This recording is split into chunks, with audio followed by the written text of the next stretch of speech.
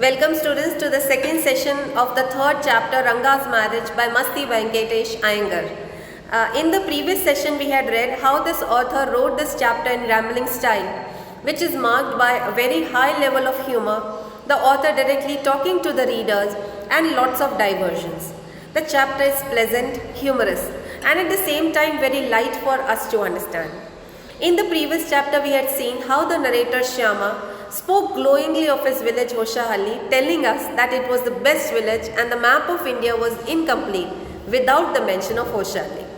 Now we come to this particular portion and now he exactly comes to Ranga's marriage. So before that, when he went to see Ranga, what was his expectation and what changes did he notice in Ranga? Everybody, like they thronged towards Ranga's house.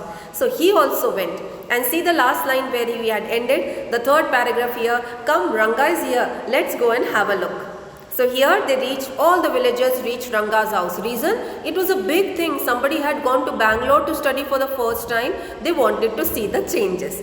So let us see. Attracted by the crowd, I too went and stood in the courtyard and asked, why have all these people come? There is no performing monkey here.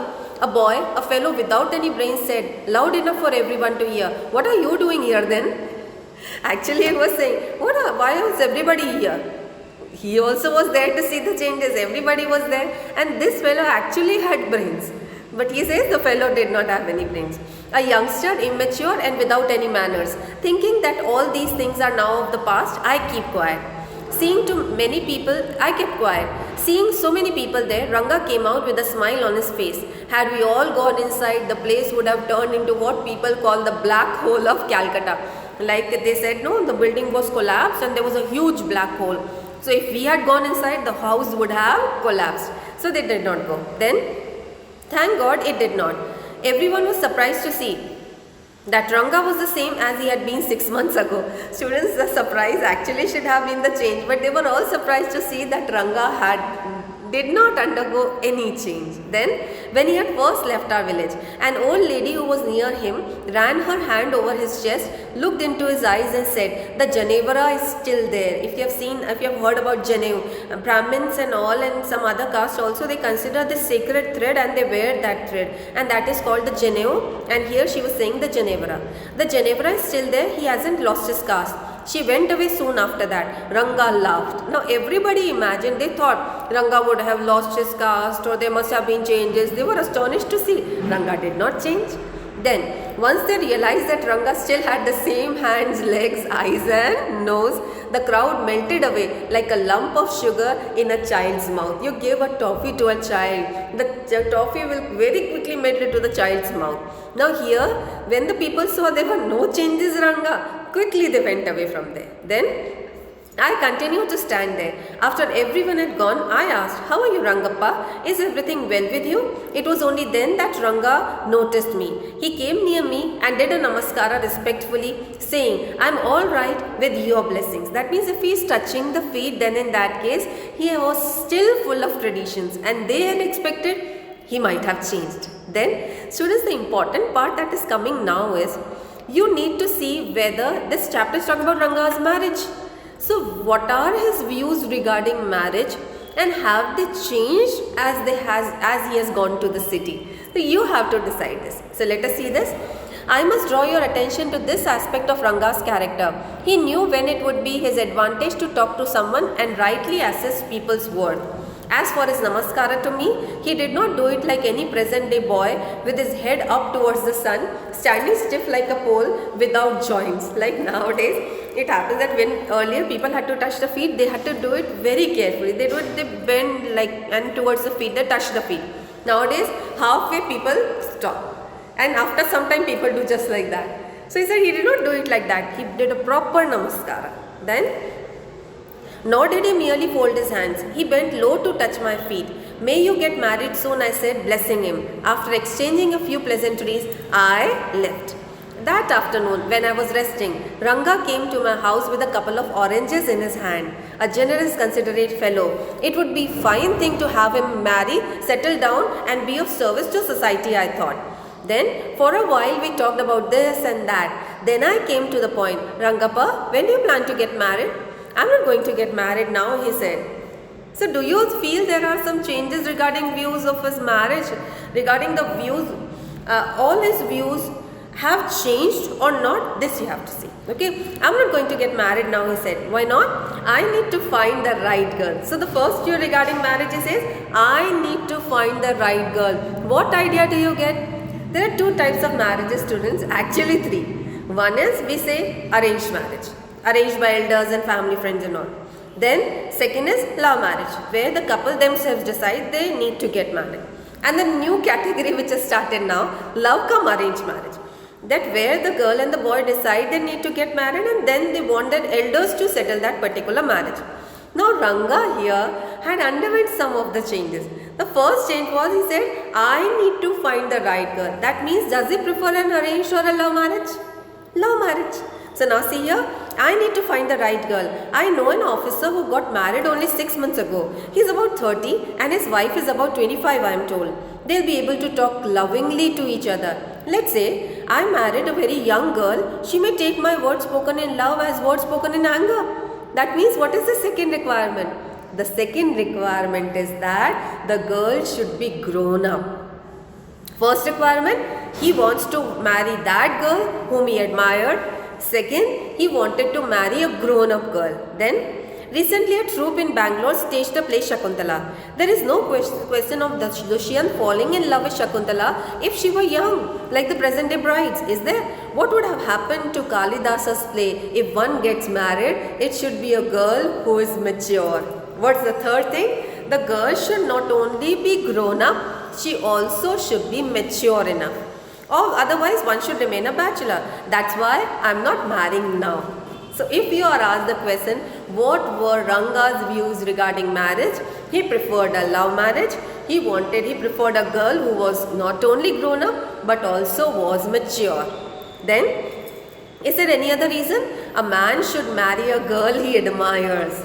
Fourth thing, he says a man should always marry a girl whom he admires. Okay, what we have now are arranged marriages. How can one admire a girl with milk stains on one side and wetness on the other? That means a girl who doesn't know how to wipe her face properly, or so young that she doesn't even know how to bite her fingers. One a neem fruit, the other a bitter gourd. You must have seen this particular expression in Hindi. They say, no, ek to karela, upar se neem chada. What does it mean? The bitter gourd is already bitter. And if it grows on a neem tree, it will become all the more bitter because it will take the bitterness of the neem tree also. That means conditions are already bad. They will become all the more worse for this condition that he doesn't wish to marry a girl who is not grown up, because then it will be, condition is already bad that she is not grown up and their marriage would not become successful. Exactly, Ranga said laughing.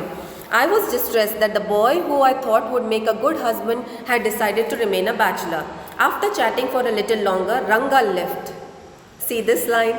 I made up my mind right then that I would get him married. So this chapter, now the remaining chapter is Shyama's plan and how he executes the plan, and a clever fellow like Ranga also falls into his trap. So how does he plan everything? Let us see. First thing is that he has to find a right girl, a suitable girl for Ranga. So let us see his first part. The second part we'll do in the next session. So let us see it. Rama Rao's niece. I told you this character will come again. So Rama Rao's niece, a pretty girl of 11. Now students, you will ask me, ma'am, he said mature girl. She was just 11 years. But she was mature, although not grown up. So let us see this. A pretty girl of 11 had come to stay with him. She was from a big town, so she knew how to play the veena and the harmonium. She also had a sweet voice. That means she was a girl who was skilled also at the same time. Mature, skilled. She also had a sweet voice. Both her parents had died and her uncle had brought her home. Ranga was just the boy for her and she the most suitable bride for him.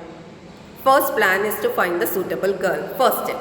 Second, arrange a meeting between Ranga and Ratna so that Ranga can see Ratna and Ratna also can see Ranga. Let us see that plan. Since I was a frequent visitor to Rama Rao's place, the girl was quite free with me. I completely forgot to mention her name. Ratna it was. The very next morning, I went to the house and told Rama Rao's wife, I'll send some buttermilk for you. Ask Ratna to fetch it. Ratna came. It was a Friday, so she was wearing a grand sari. I told her to sit in my room and requested her to sing a song. He said, okay, you sing a song, and at the same time, he sent somebody to call Ranga.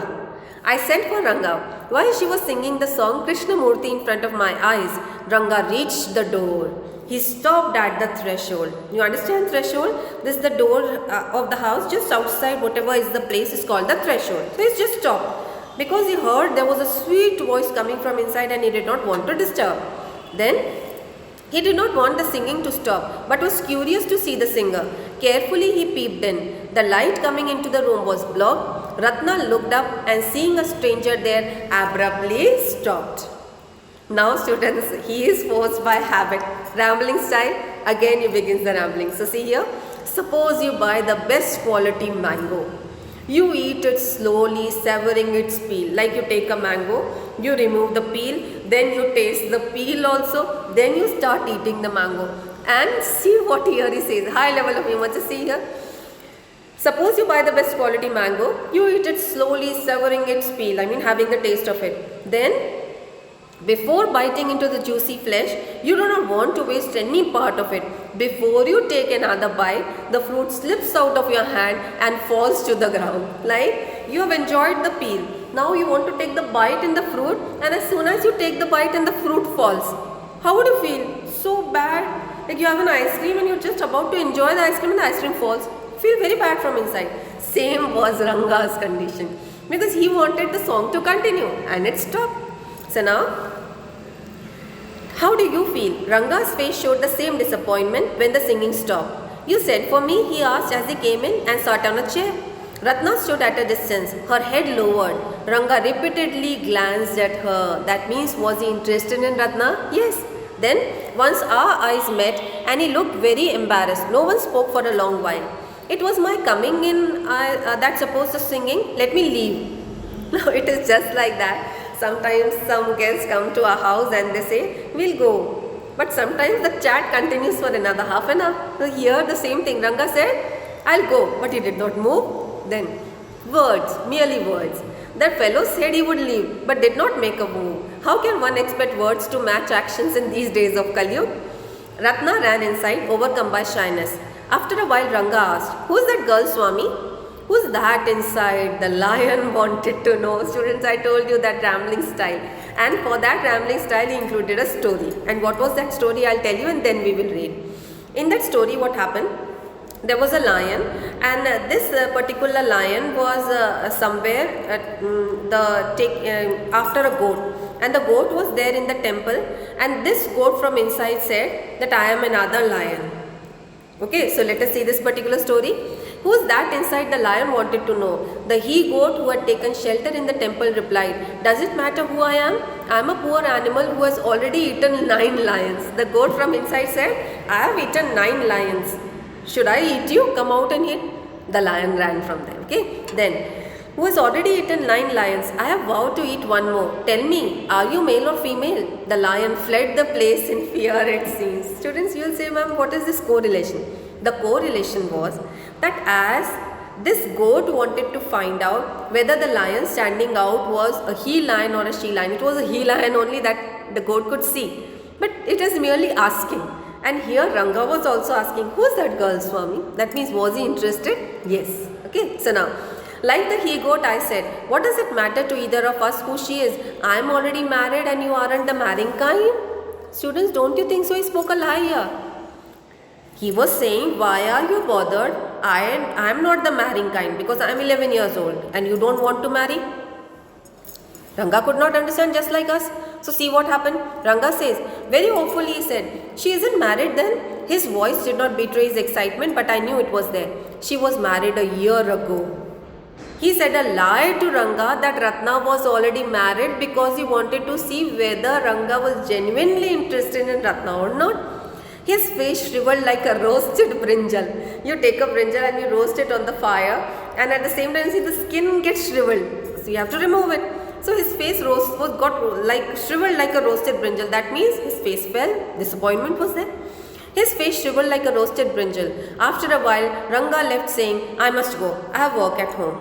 So do you think so he was genuinely interested in Ratna? Yes, because that disappointment was seen. Now I'm going to stop here. The next step of the plan. The first plan was to find a suitable girl for Ranga. The second plan was to arrange a meeting between Ranga and Ratna. And now let us see the third part where he includes a Shastri. You must have heard Jyotishi, one who astrologer, one who tells the future. And he'll include that Shastri in his plan and then execute the complete plan. So let us see the execution of the plan, the plan and its execution in the third session. Thank you.